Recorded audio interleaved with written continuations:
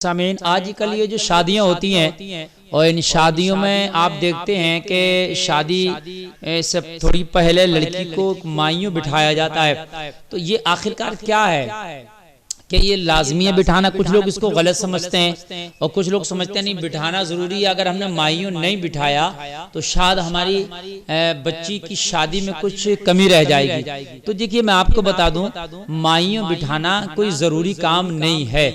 अगर कोई माइयों नहीं बैठा या कोई नहीं बिठाया अपनी बच्ची को माइयों और शादी कर दी तो उसके निकाह में, उसकी शादी में कोई ख़राबी नहीं आएगी, कोई कमी नहीं आएगी।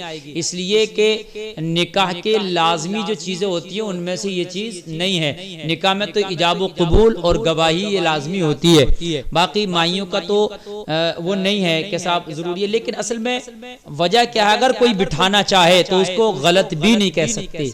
अगर कोई माइयों बैठ रहा है और कोई बिठाना चाहे तो वो गलत भी नहीं है। उसके कहीं ना कहीं कुछ फायदे भी हैं माइयों बैठने के और बिठाने के। तो अगर कोई ना बैठे तो आप उसको ये नहीं कर सकते तेरे निकाह में कोई खराबी आ गई, उसका भी निकाह ठीक है। लेकिन अगर कोई बैठ रहा है तो वो भी गलत नहीं है।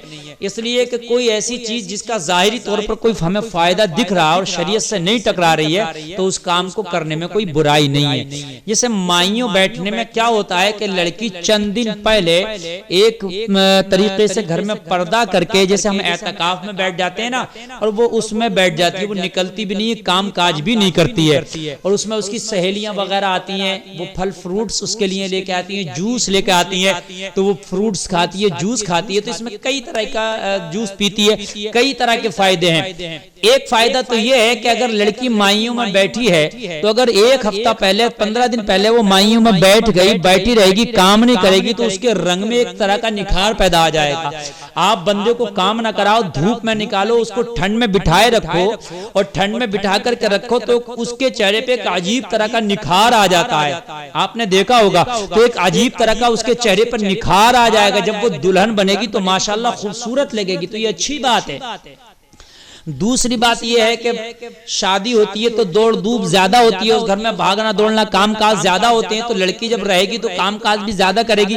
अब जब वो एक जगह बैठी है, काम काज भी उसको नहीं करना पड़ रहा, अब सहेलियां आ रही हैं या उसको फल जूस वगैरह दिया जा रहा, तो उससे उसकी सेहत में भी इजाफा होगा, यानी अच्छी सेहत होगी, अच्छी तवानाई उसके अंदर आ जाएगी, ताकत आ जाएगी एक तरह की, जो जरूरी है। शादी से पहले जिस्म के अंदर ताकत का आना भी जरूरी है।